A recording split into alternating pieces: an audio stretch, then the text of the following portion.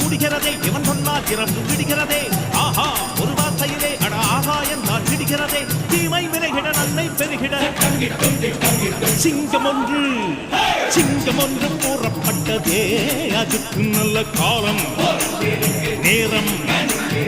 ஊரும் உண்மை சிங்கம் ஒன்று கூறப்பட்டதே